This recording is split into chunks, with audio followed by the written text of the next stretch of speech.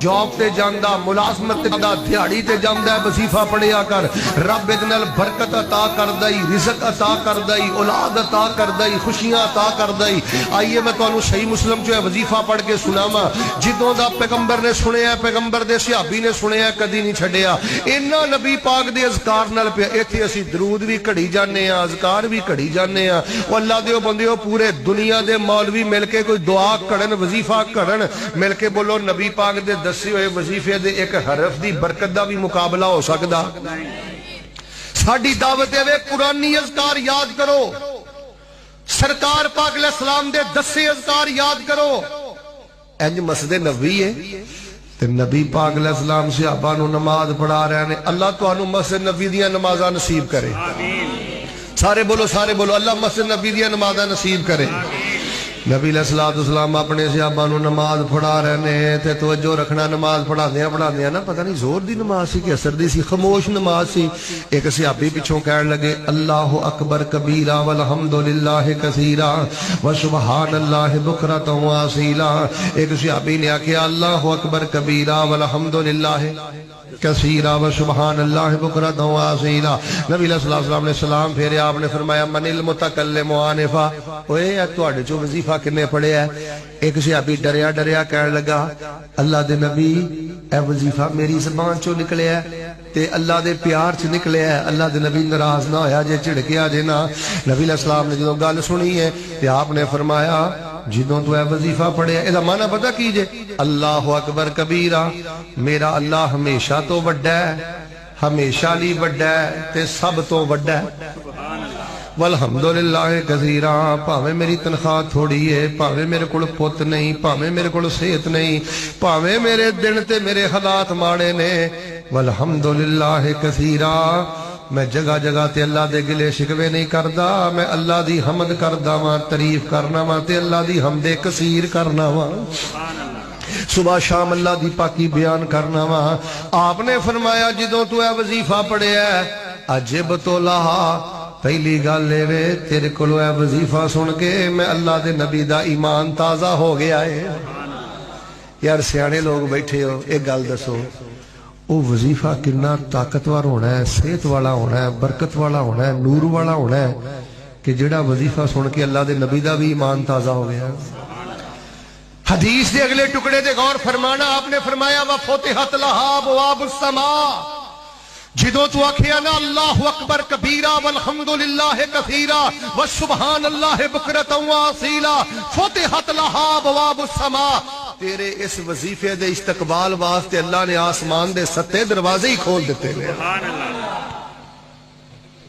آپ نے فرمایا جدو تو آکھیا اللہ اکبر کبیرہ والحمدللہ کثیرہ وسبحان اللہ بکرۃ واصیلا تیرے اس وظیفے نو اٹھا کے اللہ دی بارگاہ چ پیش کرنا واسطے اللہ نے مسجد نبوی اندر رحمت دے 12 فرشتیاں نو نازل فرما دیتا ہے سبحان اللہ کتنے فرشتے آئے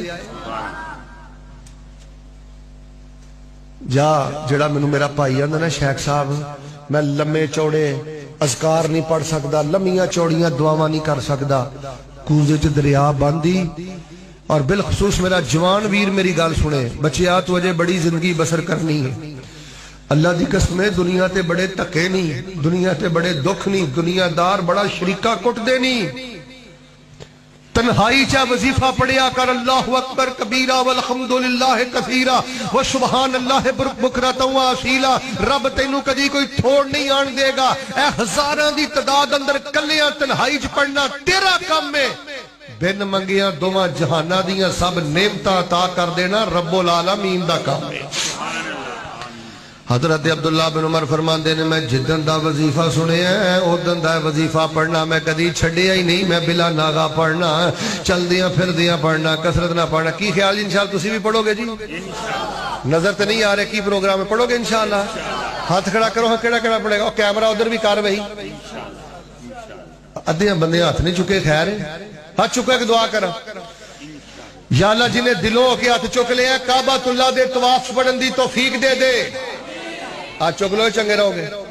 اللہ مسجد نبوی چ پڑھن دی توفیق دے دے اللہ انہاں نوں میدان عرفات چ پڑھن دی توفیق دے دے ہاتھ تھلے کرو میں آخری گلاں کراں فرمایا فَإِنْ آمَنُوا بِمِثْلِ مَا آمَنْتُمْ بِهِ فَقَدِ اهْتَدَوْا وَإِنْ تَوَلَّوْا فَإِنَّمَا هُمْ فِي شِقَاقٍ فَسَيَكْفِيكَهُمُ اللَّهُ وَهُوَ السَّمِيعُ الْعَلِيمُ۔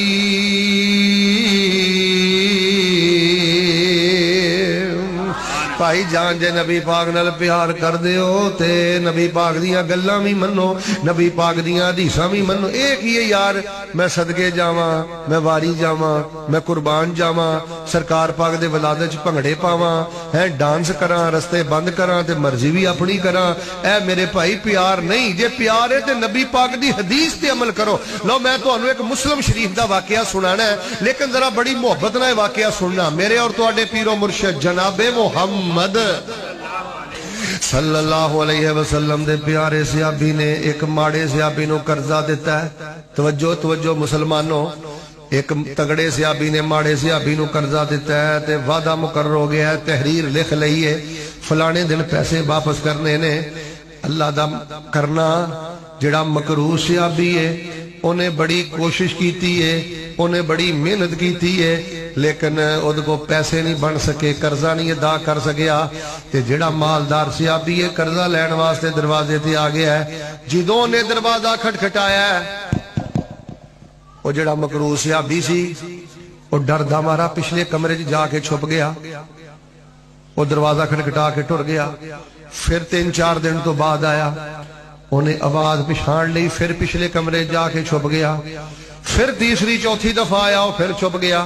جی میں بچے نہیں بیٹھے، انہیں چھوٹا جہا بچہ وہ دا پتر باہر بچیاں نہ پیا کھیڑدا سی، وہ آندا ہے چاچا جدوں بھی آ کے چاچو دروازہ کھٹکھٹاندے ہو میرے ابو ڈر دے مارے تہاڈی آواز سن کے پچھلے کمرے جو چھپ جاندے نے۔ صحابی جنہ قرضہ لینا اچھی آواز دے نال آواز ماری تے کہن لگے باہر آ جا، مینوں تیرے بچے نے دس دیتا ہے تو جان کے باہر نہیں نکلدا، میری آواز سن کے تے اندر چھپ جانا ہے۔ وہ صحابی باہر آئے، این شکل چہرہ تھلے سٹیا ہے، شکل نیویں کیتی ہے، تھلے کیتی ہے، تے کہن لگے یار میں اس واسطے چھپ جانا سا کہ میں باہر نکلاں گا کوئی گل کراں گا کتے منہ چوں جھوٹ نہ نکل جائے، وعدہ خلافی نہ ہو جائے۔ میں بڑی کوشش کیتی ہے، میرے کول پیسے نہیں بن سکے، جدوں تو دروازہ کھڑکاندا سا میں شرم دا مارا اندر جا کے لک جانا سا، ہور میرے بھائی کوئی وجہ نہیں۔ جدوں پیسے لین والے صحابی نے انی گل سنی، کہن لگے وہ معاہدہ لے کے آ جتھے اسی قرضے دا معاہدہ لکھیا ہے۔ وہ معاہدہ کاغذ آ گیا، انہوں پھاڑ دیتا تے معاہدہ مٹا دیتا۔ کہن لگے میں تینوں قرضہ معاف کرنا، اج تو بعد قرضہ ہویا تے آپے مینوں دے دی، میں تیرے دروازے تے آ کے کدی تیرا دروازہ نہیں کھٹکاواں گا۔ کیوں؟